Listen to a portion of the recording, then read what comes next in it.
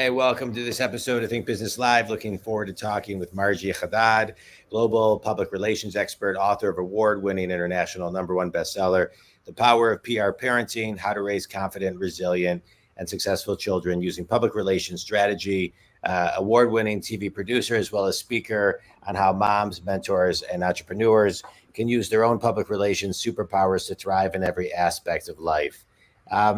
Marjie, it's great to have you here today.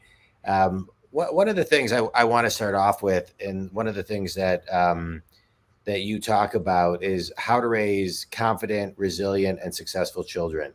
I really want to kind of hone in on the word resilient, because I think it's something that is not necessarily taught. I think it is taught, but I think it's learned through observation. It's learned through so many different ways. Talk on that kind of one lesson or one epiphany people have when they realize they have more resilience than they even thought they did, and how they tap into that, like intrinsically. Intrinsically, it's about trying, seeing how you do. If you succeed, good for you. If you don't, intrinsically you say, do I try it again? How do I try it again differently so that I might achieve success the next time, or maybe just a little bit more success than the previous effort? Yeah. That's the intrinsic. Now, the way we can help our colleagues, our children, our friends, is when we see them going through this process, to cheerlead them and to encourage them to try again, and not to dwell on the negative, but to talk about other ways to approach the same thing in order for them to have a greater degree of success. Yeah. And how do we do that so we sound like we're a friend and not a therapist? We listen. Okay. And we ask questions. Yeah. Yeah. And we say, do you want advice, or do you want me to just listen? Yeah. Offer both options, because sometimes people just really want to be heard. They just want you to hear them out. And sometimes they say, I'm stuck, and if you have any ideas, bring it on. Yeah. And in that case, you have an invitation. Yeah. I love that. Yeah. The power of a question is very powerful.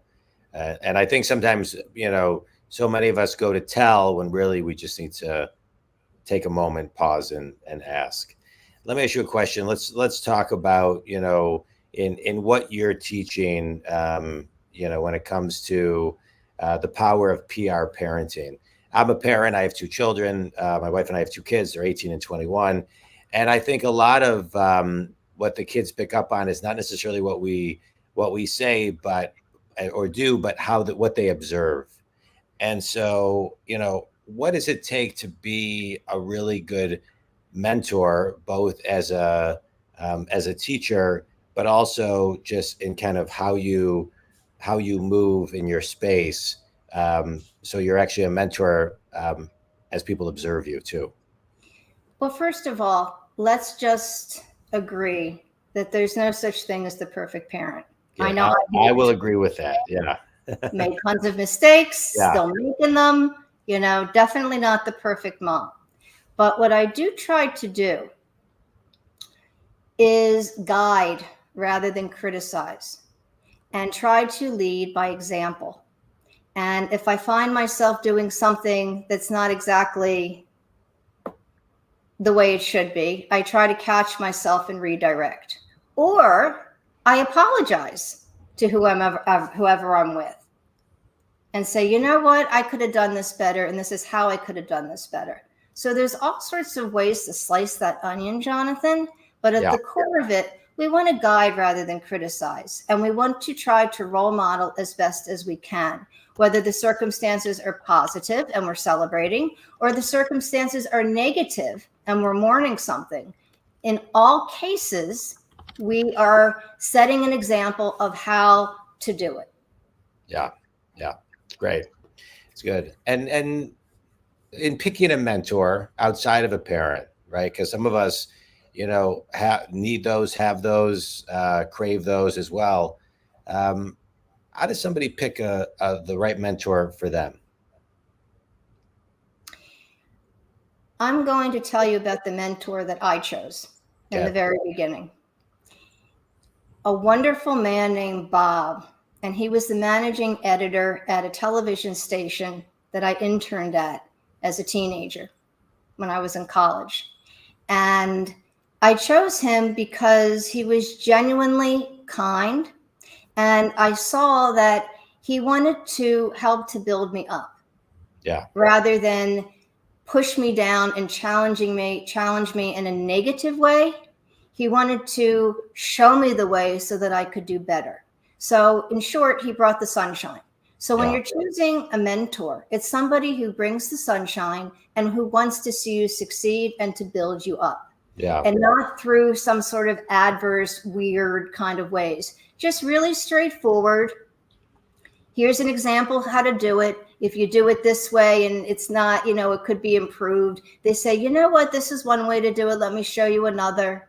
And constantly giving positive reinforcement and encouragement to keep trying. It's great. I've had great mentors. I have great mentors, but I've also had great mentors that started as this and then ended up being not this.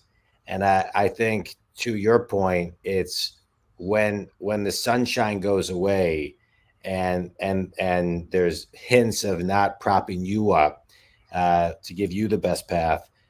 Sometimes you can grow out of a mentor, is what I have found, right? Sometimes you just grow out of them and it's time to move on, and you get what you got from them. And then it's time to move on and find the next person who is on the path with you. And so I think that's a great description. Thanks for that.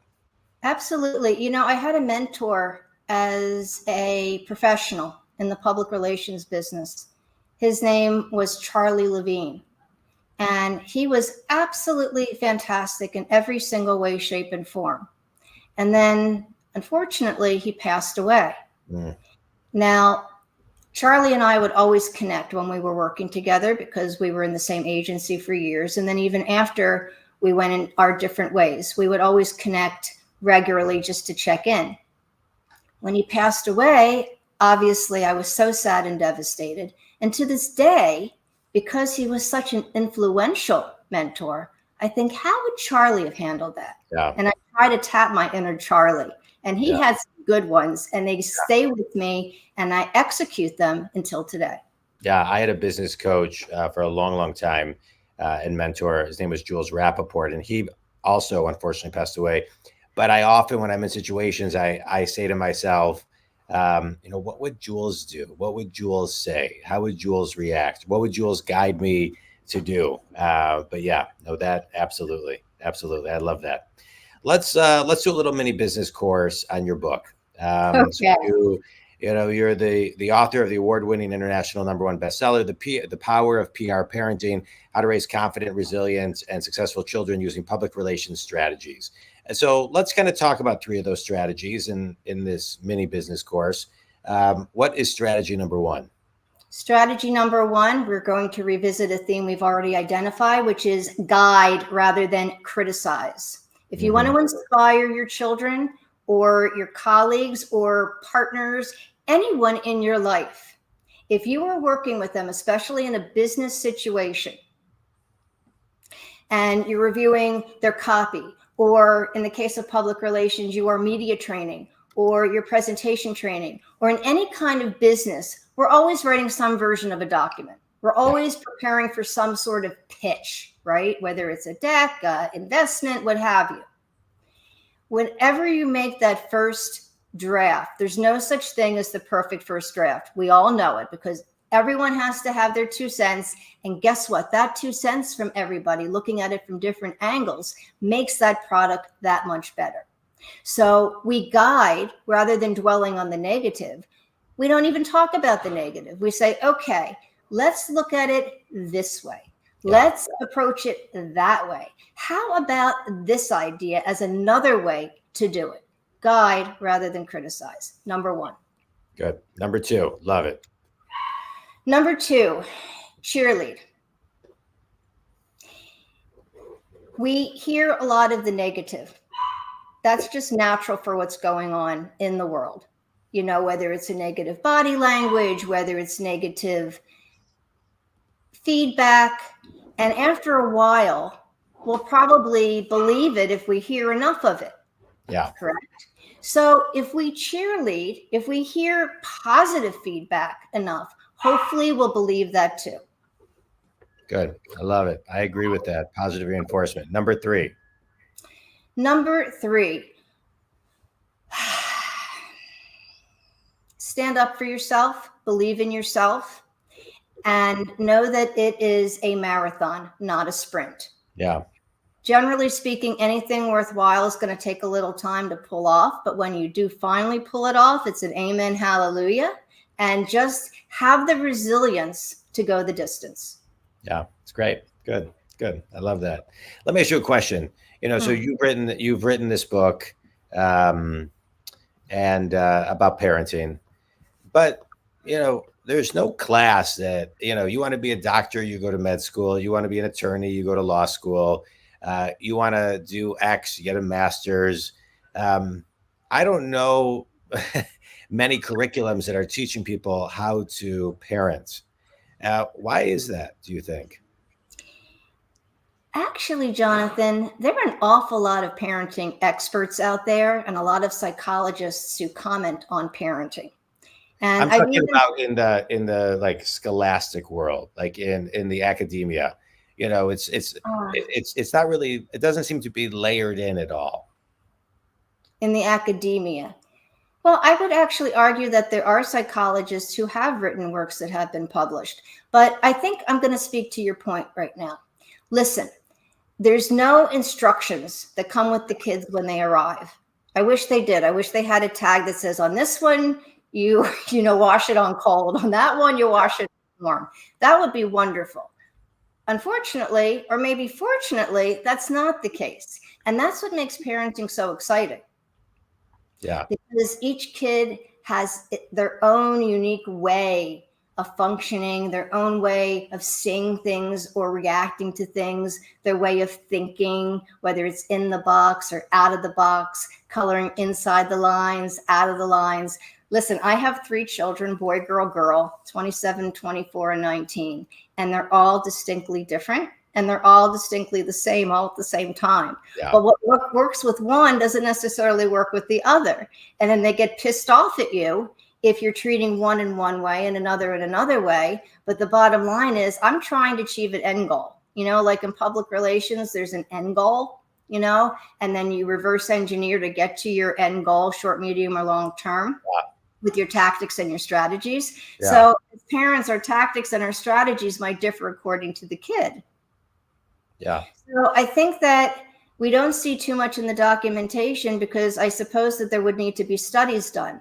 And I've often said that I'm not a parenting expert, nor am I a psychologist. I'm a PR expert who by chance happened to bring my superpowers of PR skills home to benefit my kids. Yeah. And it wasn't really heavy lifting because I only wore one hat. I didn't wear multiple hats. I brought my full self to what I had done over the years. Unknowingly. Yeah. So I wrote the book figuring that, you know, one of the reasons was if this worked out for me unknowingly, applying public relations skills and my professional skills at home, can you imagine how much better the readers and the next generation of entrepreneurs and working people would do, you know, working parents would do if they actually had the playbook? You know, if I knew then what I know now. Yeah. Well, now, yeah, no, I think it'd be great. But I would like, you know, it would be interesting to see over the next decade some of the soft skills and education that maybe isn't, you know, in the academic world be more kind of front and center, you know, where people like yourselves who are writing these types of books and, you know, psychologists, anybody writing a book in this field, you know, could be teaching classes that people, you know, can take as an elective or things of that nature. It would be nice to see this a little bit more mainstream. I'll tell you what, Jonathan, If anyone invites me from any university or college, I'll be glad to teach the course. Yeah, same. I'll do one on business. You can do one on parenting. Hey, we can partner up. We can do it together. Although I think I could teach a couple things on parenting. I've been a parent for a while, so let's talk about PR for a minute, just in general in business. PR it's a long-term game. Like you talked earlier, it's a marathon. It's not a sprint. Whether you're using the tactics at home or in business, I always found that somebody.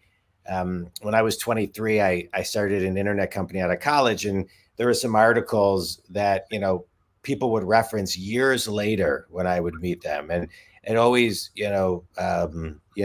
lit this light bulb that PR has such a long shelf life. You may not necessarily see the immediate pop in it, but it has a really long shelf life. And so, talk a little bit about PR and why companies should be investing in PR. Today, even, I think it's more important than ever. If what your company is doing is important, it's changing the world in some wonderful way, in some way, shape, or form. In order for people to adopt what you are providing, they need to know that you exist in the first place.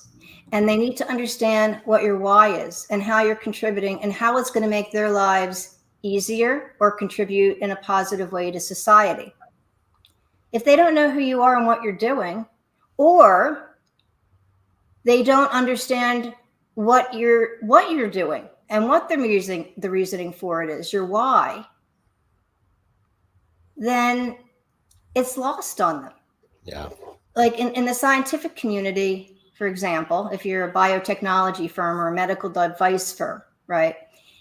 You have brilliant scientists, but if they speak in very high scientific language that they would use in a scientific journal, no one's going to get them, at least not the average person. Yeah. And if they can learn through public relations and media practices to speak science 101, is what I would call it, for the average person to understand and how it's going to benefit them, then they're able to achieve their goal and get to where they want to go, and ultimately have not only an immediate positive impact, but a long-term positive impact. And I mean that could also contribute to future generations if it's done right. Yeah.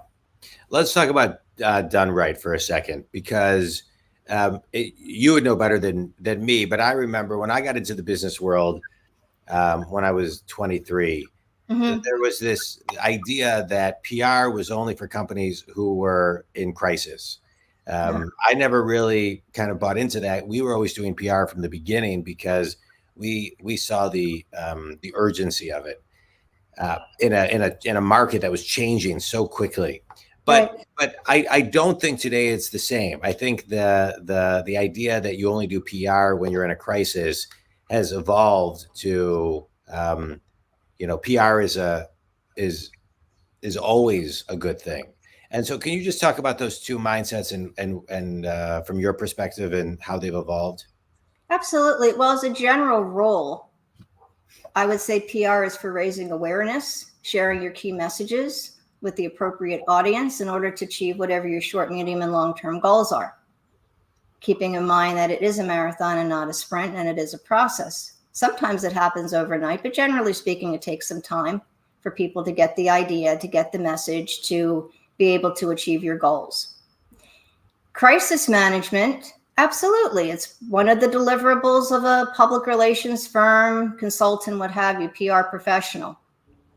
Yeah. When something doesn't go quite right, what do? Or maybe you don't do anything.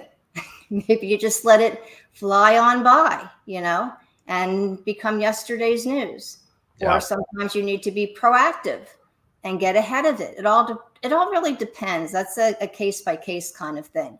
Yeah. There's all sorts of reasons for PR, the two that we just described, and all sorts of other things along the way.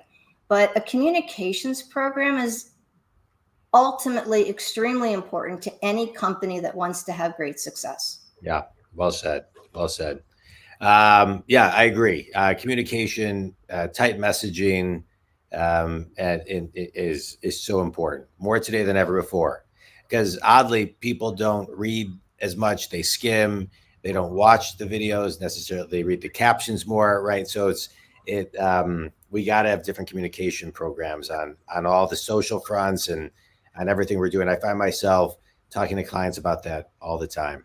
What's the headline? Sometimes people are interested in the details, but more importantly, everyone wants to know what's the headline in 5 seconds or less. Yeah. And that hasn't changed. I double majored in journalism and economics, and I'm 52. So now, we're talking, 30 years ago. But that was the important piece of that, right? People, they would say, read a newspaper at that time for 8 minutes a day on average. They read the headline, the first paragraph, and the last paragraph. So yeah, that's key. Headlines are key. And headlines are something that's sometimes they're so simple, they're complicated.